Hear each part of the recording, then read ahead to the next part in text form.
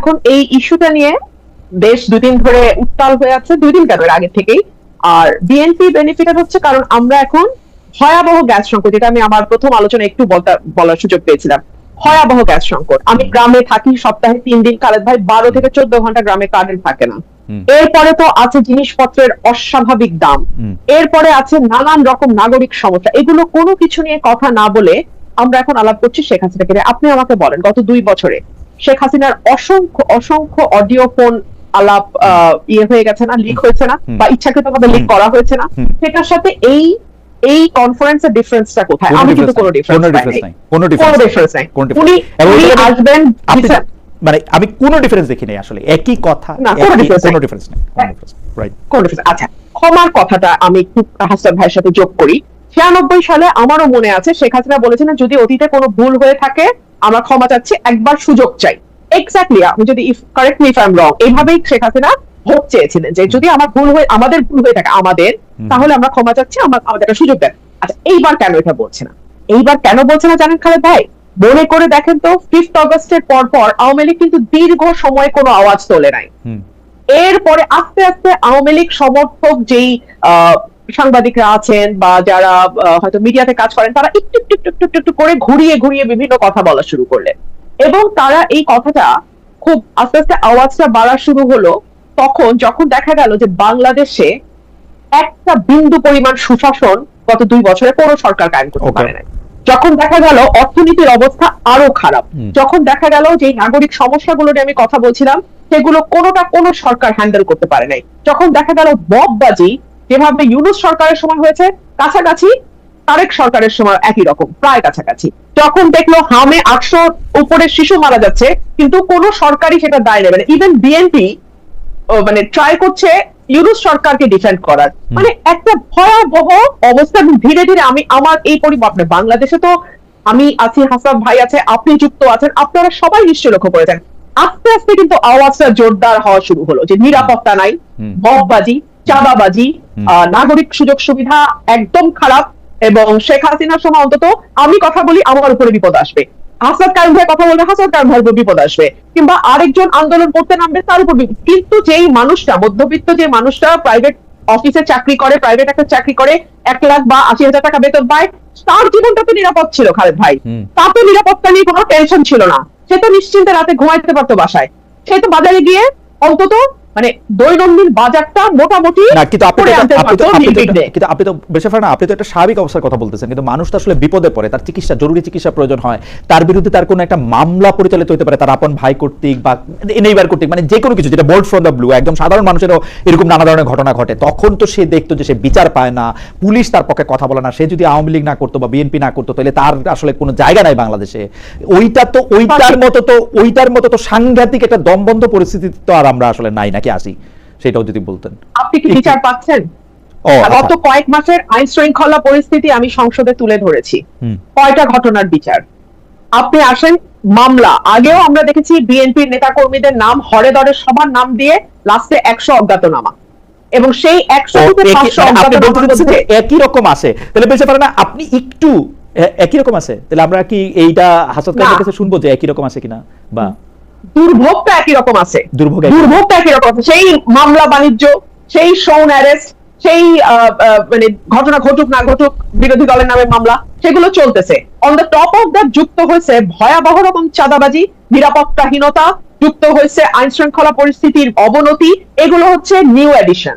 তো মানুষ তো বলতে বাধ্যই হবে, এবং এটা তো আওয়ামী লীগকে একটা সাহস দেবে যে ও আমাদের তো পাল্টাইছিলা, তো কোন বেটার প্রোডাক্টটা তোমরা পেলা। অনেকে বলতেছেন যে আওয়ামী লীগ যে সাহসটা পাইতেছে সেই সাহসটা আসলে মূলত দিচ্ছেন আপনি, কারণ আপনি একটা পরিচিত সংসদ সদস্য, আপনি আওয়ামী লীগের আসার পথ, এই ব্যাপারটাকে আপনি কিছু বলবেন? যে মানে দেখেন আমাদের রিসার্চ টিমও এরকম লেখছে যে আপনি হচ্ছেন সবচেয়ে বেশি শেখ হাসিনার আসার ব্যাপারে পজিটিভ কথা বলতেছেন, যে হ্যাঁ উনি আসবে বা ওরকম কোনো কিছু। শুনেন, আমি বাংলাদেশের খুবই ক্ষুদ্র একজন রাজনৈতিক কর্মী, but at the same time আমি একজন লয়ার, এবং আমার পরিবারের একটা রাজনীতির ইতিহাস আছে। সো আমি একজন পলিটিক্যাল ফ্যামিলির সন্তান হিসেবে আমি চিন্তা করি আমি ওই জায়গায় থাকলে আমি কি করতাম।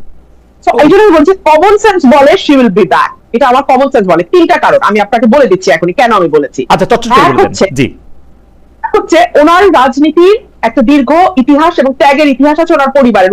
ওনার পুরো পরিবারকে এক রাতে মেরে ফেলা হয়েছে পলিটিক্যাল কারণে। দুই হচ্ছে ওনার নিজের ত্যাগ আছে সরকারি দল বিরোধী দল হিসেবে এবং ওই পরিবারের একজন বেঁচে যাওয়া সদস্য হিসেবে। তিন হচ্ছে ওনার বয়স, উনি যদি এখন ভারতের মাটিতে মারা যান, ওনার এই এত বড় দল যেটার পেছনে ওনার বাবা, ওনার পরিবার এবং ওনার আত্মত্যাগ, সেই দলটার কি হবে? তো আমি যদি ওনার জায়গায় থাকতাম আমি আসতাম। তো আমি সেই কমন সেন্স থেকে বলছি। আর আমি আজকে আপনাকে আপনার অনুষ্ঠানের মাধ্যমে এটাও ক্লিয়ার করি, বিএনপির যখন ওই ডোবার নিচে বসে বসে বিএনপির মনোবল চাঙ্গা করার জন্য যেমন আমাকে দরকার ছিল, কারণ বিএনপি তখন আসলে বিপদে ছিল এবং বিএনপির পক্ষে কথা বলার কেউ ছিল না। তো আমি তখনও যৌক্তিক এবং সত্য কথা বলেছি, বিএনপির পক্ষে গেছে।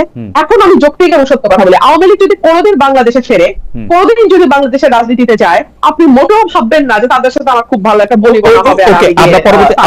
আমরা পরবর্তী প্রসঙ্গে যাই। আমি একটু হাসান কামাল ভাইয়ের কাছে শুনতে চাই। হাসান কামাল ভাই, ঠিক আছে, আমরা যদি ব্যারিস্টার ফারহানার সাথে একমত হই এই প্রসঙ্গে, আর কি একমত হই, এখন আওয়ামী লীগের যে এই কথা বললে আবার সালাউদ্দিন সাহেব আমাকে কারেক্ট করে দিবেন যে নিষিদ্ধ ঘোষিত বলেন, আবার এনসিপি এসে বলবে যে আচ্ছা ঠিক আছে বললাম নিষিদ্ধ ঘোষিত আওয়ামী লীগের সভানেত্রী শেখ হাসিনা যে বললেন যে তিনি আসতে চান মানে বা আসবেন, তিনি ডেট দিতেছেন কেন? মানে তিনি আসলে মানে আসলে কি হবে, মানে আসতেছেন না কেন, বা আসলে ডেট দেওয়া এগুলির কি কারণ?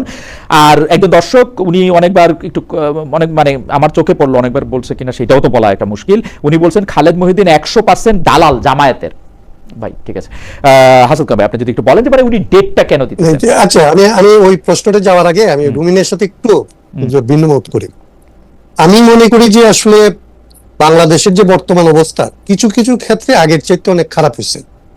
যেমন ধরেন মাদকের যে বিস্তার, রুমিন যে সমস্ত খারাপ ভূগন্ধির কথা বলছে এটার সাথে যোগ হবে মাদকের বিস্তার, অনেক মাদক এইটা অনেক বেশি, এবং এটা পার্লামেন্টে তাদের দলের লোকজন পর্যন্ত ধরেন এগুলি নিয়ে কথাবার্তা বলতেছে।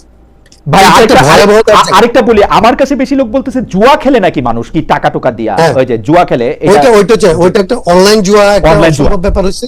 জি, আরেকটা হচ্ছে মাদকের বিস্তার। একটা হচ্ছে যে আমি আমার গ্রামে রুমিত এলাকায় থাকে, আমিও যাই, আমার গ্রামে এরকম দেখছি যে বাপ মায়ে গরু বিক্রি করছে, সেই টাকাটা মাদকাসক্ত সন্তান নিয়ে যাওয়ার জন্য মাকে মারধর করছে। আর অনেক জায়গায় তখন দেখেন যে মাকে মেরে ফেলতেছে, বাপকে মেরে ফেলতেছে। এগুলি বাংলাদেশের সামাজিক কাঠামোর মধ্যে এর আগের যে ধারণাগুলি মানুষ একদমই মানে কল্পনাও করতে পারতো না, সেই সমস্ত ঘটনা প্রতিনিয়ত ঘটতেছে। এটা একটা, তো এইটা যোগ হয়েছে। কিন্তু আমি আবার এটা রুমিনের সাথে যেটা যোগ করতে চাই যে আওয়ামী লীগের আমলে এই সমস্ত যে পথে ঘাটের যে নিরাপত্তা ছিল, কিংবা এরকম একটা স্বস্তিতে মানুষ ঘরে ফিরতে পারতো, শান্তিতে ঘরে ফিরতে পারতো, তার মধ্যে ধরেন আমাকে তুলে নিয়ে যাবে কিংবা রুমিনকে তুলে নিয়ে যাবে এটাই ছিল। কিন্তু এটার মধ্যে একরামের মতো লোক ছিল যে মানুষটা আসলে খুন হয়ে যাবে অকারণে এবং আশঙ্কার মধ্যে ফিরতে পারবে না, আশঙ্কার মধ্যে মানুষ থাকে। আওয়ামী লীগ করলো, আওয়ামী লীগ করলো, আওয়ামী লীগ করো গ্যারান্টি না, আওয়ামী লীগ করো গ্যারান্টি। এই জায়গাটার একটা পরিবর্তন এখন পর্যন্ত আছে, যে মানুষ আসলে এই জায়গার মনে করছে না যে তাকে কেউ তুলে নিয়ে কালকে গুম করে ফেলতে পারে কিংবা এরকম করতে পারে। সো এইটা হচ্ছে একটা বড় রকমের চেঞ্জের জায়গা, আমি এটা মনে করি আওয়ামী শাসনের সাথে।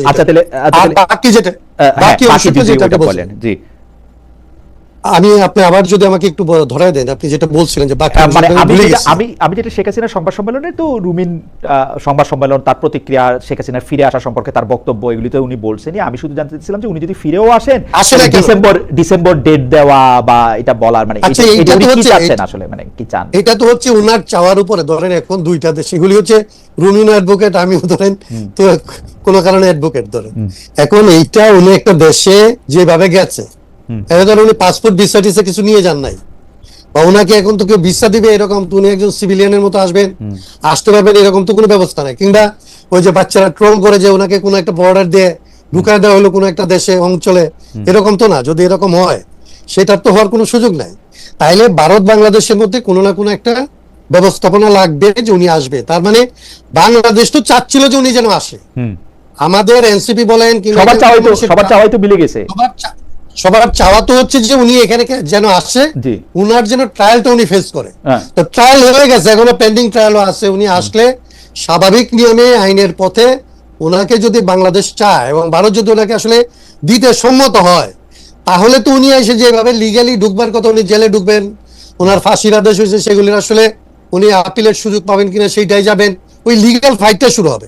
কিন্তু উনি যেভাবে যে আমি অমুক তারিখে আসবো এবং এই কথাগুলি নিয়ে আলাপ হইতে থাকে এবং এই আলাপগুলি পত্র পত্রিকা টেলিভিশন ছাপতে থাকে, এইগুলি নিয়ে আমাদের মতো লোকজন তর্ক করতে থাকে, এটার কোনো অর্থ আমি বুঝি না। আমি বুঝি যে এইরকম মানে বাস্তবতা বিবর্জিত, মানে কোনো ধরনের পদ্ধতিগত আলাপ ছাড়া উনি আসতেছেন এবং উনি ডেট দিয়ে আসবেন, কেউ এখানে তাকে ক্যান্টনমেন্টে আর বিমানবন্দরে ঠেকাইতে যাবেন, কেউ এই আলাপটা আমি এটা বুঝতেই পারি না।